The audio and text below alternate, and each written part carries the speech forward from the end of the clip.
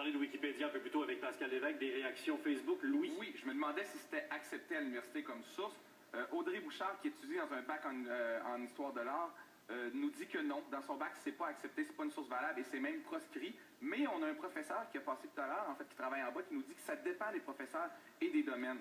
OK, parfait. Alors, ça serait... Oui, c'est délicat de se fier à Wikipédia pour toutes les questions. C'est pas sur les affirmations, c'est sur les références qui sont au bout de l'affirmation. Et c'est à partir de là que vous pouvez vous fier aux informations parce que ça amène à des articles ou à des encyclopédies. C'est un bon départ pour ton travail de recherche. C'est ça que j'entends dans ce que tu dis. Oui.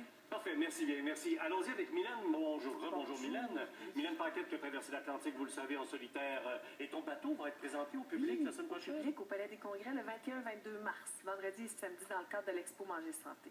Et ça t'a permis de réfléchir beaucoup à l'environnement. On parle de pêcherie durable aujourd'hui. C'est quoi la pêcherie durable? La pêcherie durable, c'est un produit issu de la pêche, un produit qui est cultivé ou pêché de manière à maintenir la production à long terme des océans et sans briser les écosystèmes marins. D'accord. Donc, on va regarder les stocks de poissons, si les espèces sont en péril, si, par exemple, on respecte l'environnement où sont capturés les poissons et aussi les fonds marins.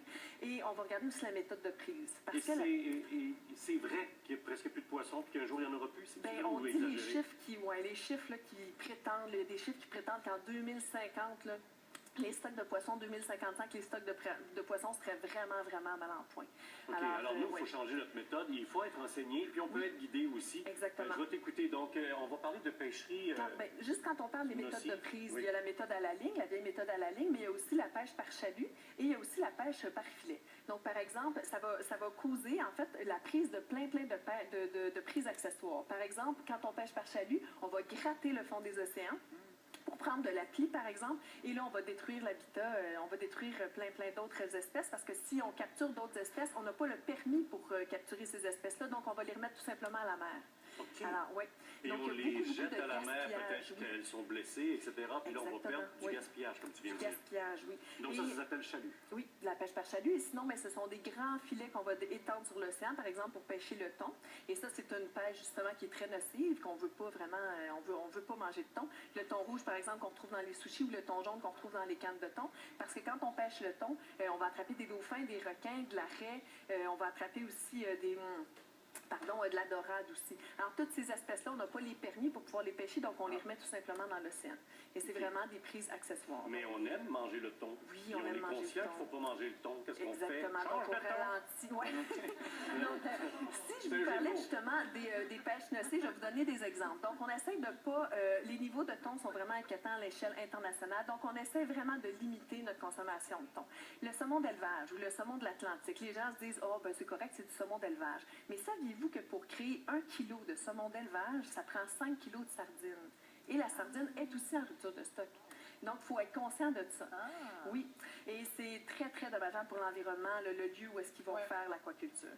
Le flétan de l'Atlantique, saviez-vous que ça prend de 5 à 15 ans avant que le flétan puisse se reproduire, donc atteindre sa maturité, et le flétan peut vivre jusqu'à 50 ans. Donc, les stocks de flétan ne sont vraiment en très mauvaise Ça se renouvelle pas rapidement, c'est ce que tu dis? Tout à fait, oui. OK, le flétan, il faut faire attention. Donc. Exactement. Donc, si on dit, moi, je veux des oméga 3, Louis, tantôt, tu me parlais de ça, on peut quand même aller chercher de la truite ou de l'omble de l'Atlantique. La truite, par exemple, c'est la grande dulciculture du Québec. Ça, c'est de l'aquaculture en milieu fermé, donc en eau douce. Alors, la truite arc-en-ciel, c'est c'est réputé, c'est une très bonne pêche. Et il faut demander à votre poissonnier la truite qui a été élevée en confinement total. Donc, il n'y a pas de pression sur les écosystèmes marins. Ils sont confinés, donc sont vraiment cultivés. Confinement total, j'imagine des bassins et tout. C'est ça que tu me dis, là. Tout à fait. Alors, la truite arc-en-ciel, c'est à demander et à acheter et à consommer. Tout à fait. D'accord. Tout à fait. Le maquereau, bleu de la Gaspésie, c'est très bien. C'est vraiment pêché à la ligne. Et puis, on garde... On va vraiment encourager un produit québécois, donc le maquereau de la Gaspésie. Il y a une méthode très sélective, alors on ne va pas prendre de prise accessoire quand on pêche le maquereau.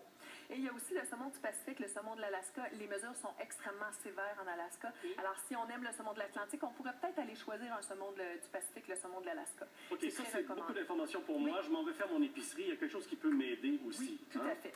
Vous pouvez aller en ligne. On a une image du site web de SeaChoice. En fait, du guide de SeaChoice, c'est un des sites, un des guides les plus fiables. C'est un guide canadien.